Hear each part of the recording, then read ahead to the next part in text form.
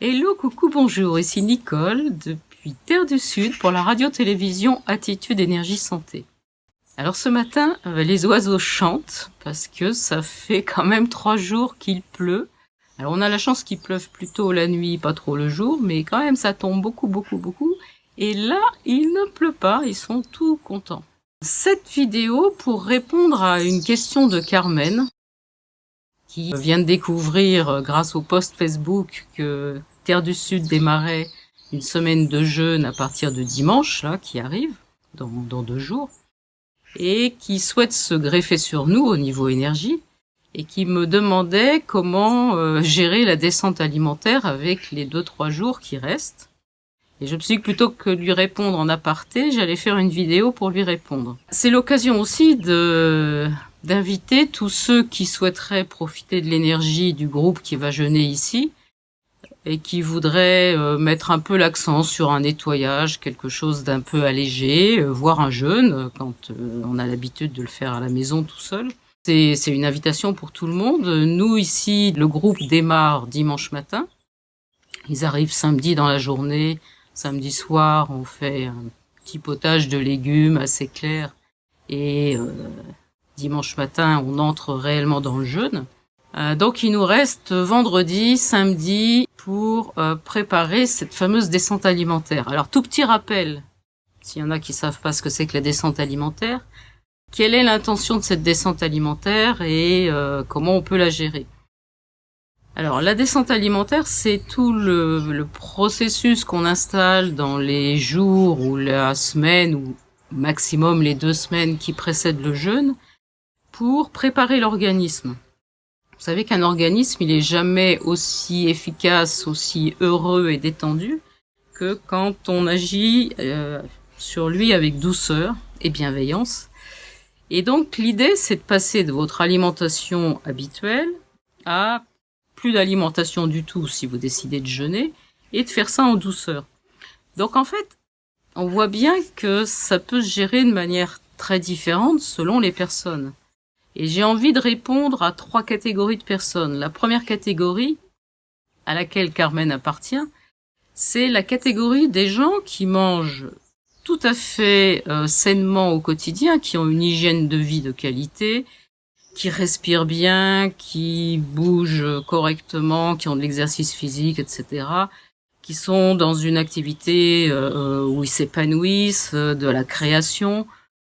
Sur le plan psycho-émotionnel, on est dans une relative fluidité. Et sur le plan alimentaire, il n'y a pas grand-chose qui soit alourdissant, j'ai envie de dire, pour le corps. Il peut y avoir un peu trop de pain, il peut y avoir un peu trop de fromage, il peut y avoir peut-être un peu trop grande quantité d'aliments, parce qu'on a toujours tendance à manger un petit peu plus que ce qui serait vraiment nécessaire. Mais il n'y a pas grand-chose. Et là, 2 jours, c'est largement suffisant. Première journée, on enlève le pain, on enlève les laitages, on enlève les protéines s'il y en a, les céréales s'il y en avait, et on garde juste légumes, fruits, des oléagineux de bonne qualité, donc de l'huile d'olive, des avocats, des graines oléagineuses. On peut garder des graines germées sur donc la journée d'aujourd'hui. Et puis demain, on se cale juste sur peut-être un fruit le matin et après des légumes. On termine la journée avec un potage de légumes assez clair. L'affaire est dans le sac, hein. Dimanche, on commence à jeûner et tout va bien se passer.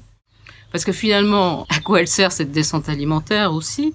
C'est à éviter que le mental se focalise sur ce fameux 3e jour du jeûne qui serait la crise de détoxification. C'est un peu une légende, ça. C'est une croyance qui occupe beaucoup de monde. Si on agit en douceur et si on sait vraiment doser son effort et ne pas brutaliser l'organisme, il n'y aura pas de 3e jour. Enfin si, il y aura un 3e jour, mais il sera fluide comme tous les autres. Donc ça, c'est pour la première catégorie de personnes. Deuxième catégorie de personnes, ce sont des personnes qui mangent pas trop mal, ils sont pas trop dans l'agroalimentaire. Il n'y a pas de boissons phosphatées, il n'y a pas de céréales de mauvaise qualité, il n'y a pas trop de protéines, il n'y a pas trop de laitage. On est plutôt sur une bonne quantité de légumes et de fruits, quelques protéines de bonne qualité, des oléagineux bien choisis. Il y a des légumineuses. Voilà, c'est une alimentation qui est correcte. C'est souvent juste un problème d'encrassement du quotidien parce qu'on bouge pas assez, parce qu'on respire mal, parce qu'on se laisse embarquer par des facteurs de stress répétitifs. Donc là, les 2 jours, on va les utiliser pour faire la même descente alimentaire que celle que je propose dans la première catégorie.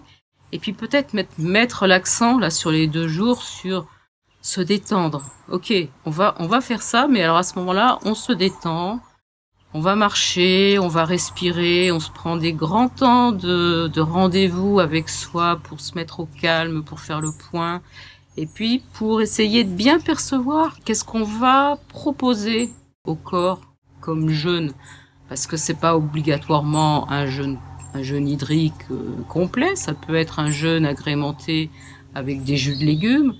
Il y a plein de façons différentes d'envisager le jeûne, donc c'est pas forcément un jeûne tout à fait complet. Peut-être garder un smoothie de légumes, peut-être garder des bouillons de légumes et un jus de légumes. Voilà, c'est à vous de sentir, et l'idée c'est de toute façon d'offrir un temps d'une semaine où il va y avoir un gros allègement et une grosse mise à disposition pour se mettre à l'écoute de nos cellules, à l'écoute des besoins du corps. C'est pas forcément un jeûne hydrique.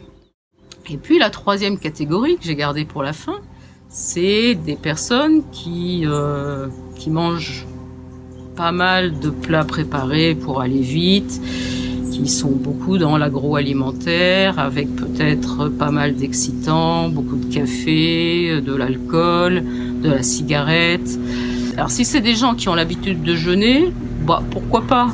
2 jours, pourquoi pas.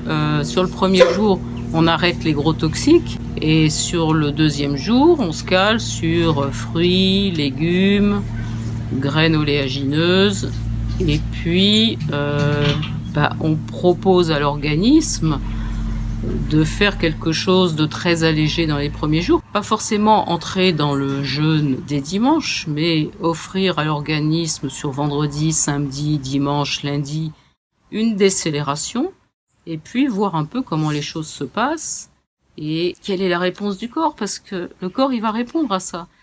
Si c'est très difficile, que vous avez des sensations de faim répétitives sur les premiers jours, c'est vraisemblablement que votre pancréas est fatigué. Donc entendez ça et allez-y doucement, allez-y plus doucement.